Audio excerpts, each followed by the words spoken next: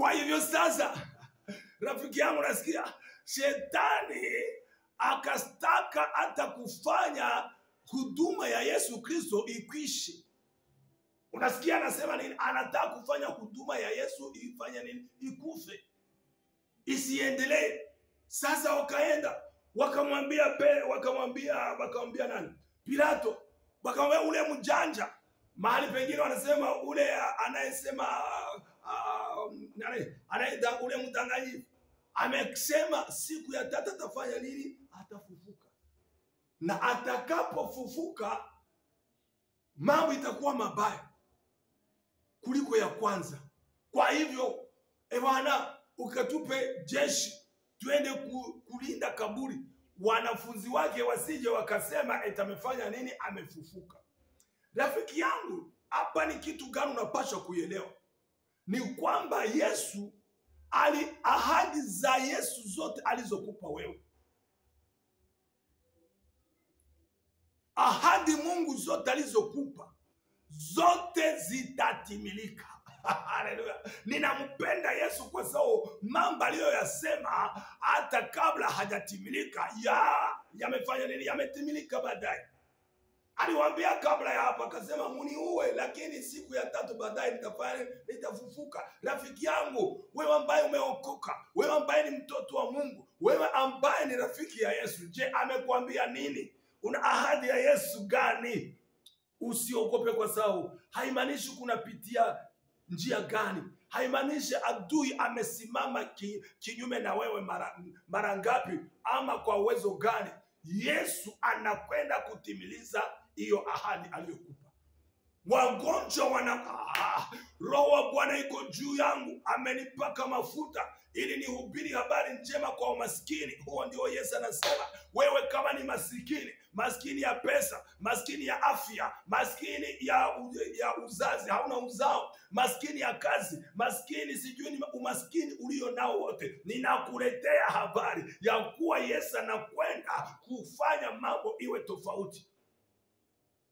Amenipaka mafuta, Roho Mtakatifu niponye wagonjwa. Ewe mgonjwa, sitaki kujua hata ni ugonjwa gani. Ninachotaka kukuambia ni kwamba Yesu amekuja akapigwa ili kwa mapigo yake tuweze kufanya nini? Tupone. Amechukua udhaifu wetu na akatoa magonjwa yetu. Haleluya. Hivyo ndivyo shetani alikuwa anataka kufunga. Lakini Yesu angepitia hiyo mateso. Watu wanajiuliza kwa nini Yesu akapigwa, kwa nini Yesu akafa? No, ni kwa sababu alikuwa anataka kupigwa kwake ndiko kupona kwetu. Laana walizomwekea ndizo kuondolewa laana zetu. Kufa kwake ndiko sisi kufufuka. Kuwa maskini kwake ndio sisi kuwa tajiri. Haleluya. Hizo ni njia za Bwana, za Mungu, rafiki yangu. Kwa hivyo yeye akasema, mimi nitafufuka. Wewe chochote alichokuambia, hizo ahadi ninazokuambia, wewe ni mtoto wa Mungu, wewe ni mwenye urithi wa ufalme wa Mungu. Alikuambia na vitakwenda kutendeka, utaviona na macho yako.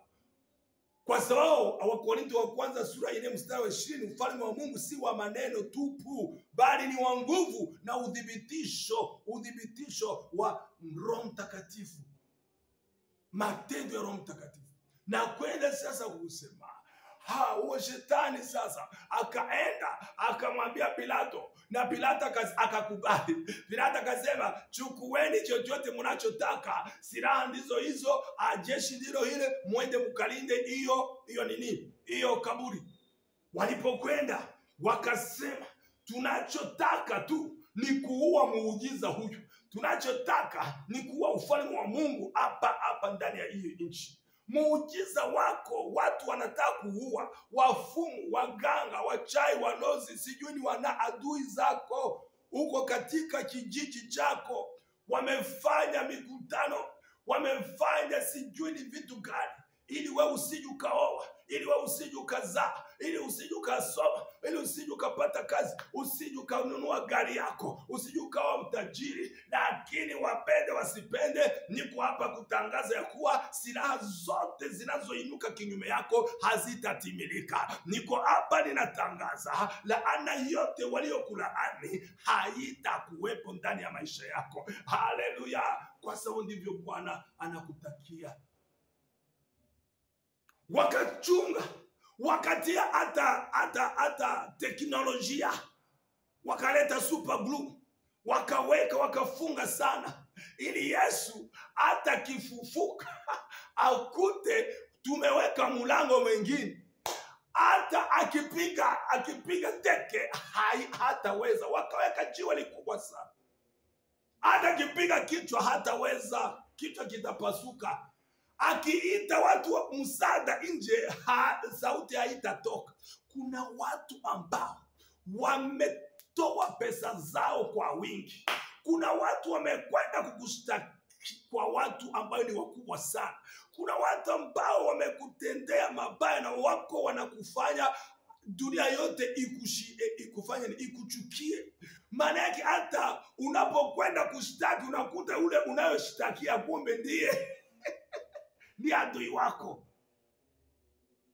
Bado unapokwenda unafikiria ni rafiki zao, kumbe walishakuwa adui zao.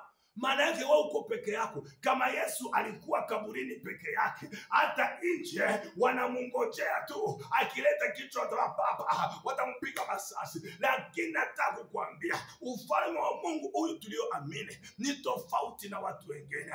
Kumbuka Yona alipokuwa katika kaburi, maana yake tumbo ya samaki, Biblia inasema alikuwa peke yake ndani ya kaburi huko, chini ya maji, hata chini ya milima. Biblia inasema ya kuwa alimaliza naye siku 3 huko. Alikuwa alishakufa, lakini akakumbuka kuna Mungu anayesikia maombi, kuna Mungu halali, kuna Mungu hasinzie.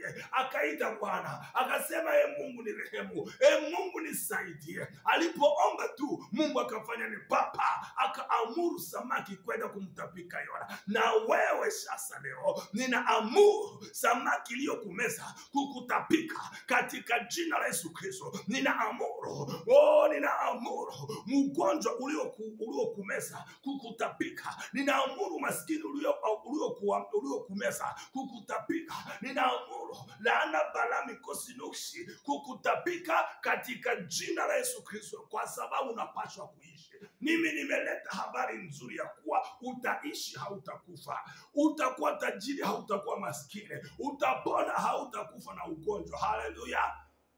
Kwa hivyo Yesu, wao walikuwa wanajua uko kaburi, mahali ambapo iko peke yake,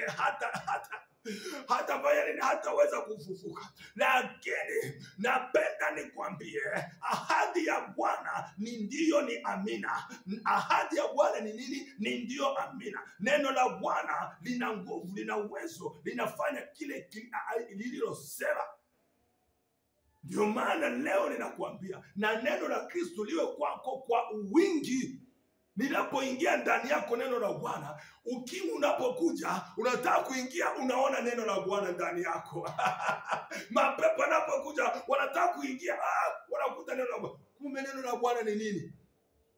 Yeremia 23 mstari wa 29, neno la Bwana ni moto, neno la Bwana ni hama. Haleluya!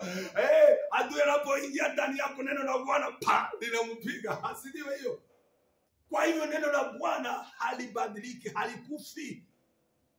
Kile Yesu aliyosema lazima kitendeke, kiwepo. Alisema atafufuka kwa siku ya 3. Rafiki yangu, hata waingie, hata wafanye nini, hata waende juu, hata waende chini, walale, wasilale, lakini kufufuka, angepasha kufufuka kwa sababu amesema.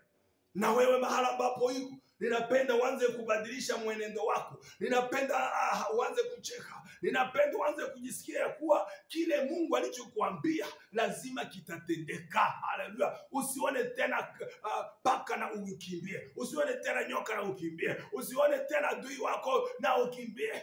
Hapana. Mungu amesema nini juu ya maisha yako? Wewe ni nani? Utajua ukweli, na ukweli utafanya nini? Utakubadilisha. Sijio. Kwa hivyo Biblia inasema yeye akabaki peke yake katika huko kaburi, nje wanamngojea. Lakini kwa sababu yeye ndiyo neno, huko mbeleni neno alikuwa pamoja na Mungu. Kulikuwa neno, na neno alikuwa pamoja na Mungu, naye neno alikuwa Mungu. Yesu ni Mungu. Neno la Bwana ni uhai.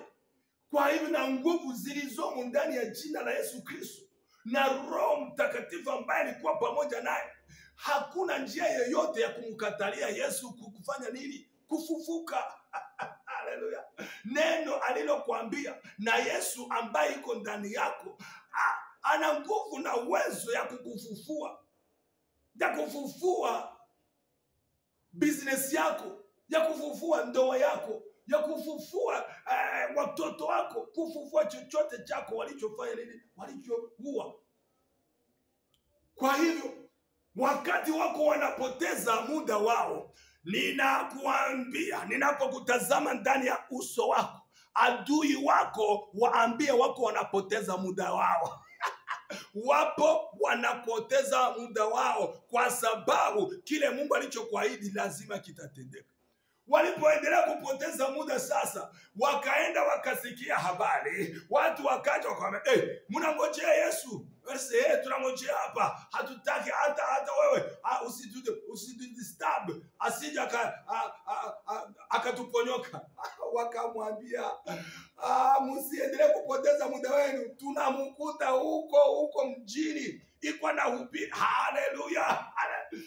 Habari ninazotangaza sahihi kwako ni kwamba wafumu wa majini, mizimu, adui wako wote na ufalme wa shetani, wanapoendelea kupoteza muda yao, eti wanakuroga usije ukaoa, usije ukamaliza masomo yako, usipate kazi, eti usijae nguvu za Roho Mtakatifu, eti usikomae katika kiroho. Napenda kuambia ya kuwa habari nayo wakujia sio kwamba umekufa, lakini habari ni kwamba ulishazaa na ulishakomaa. Haleluya. Ulikomaa ukazaa. Hiyo miaka yote walikuwa wanangojea kwa unakwenda kufa, hiyo habari hawatasikia. Haleluya. Walisema hautazaa. Habari wanayokwenda kupata ni kwamba umepata tu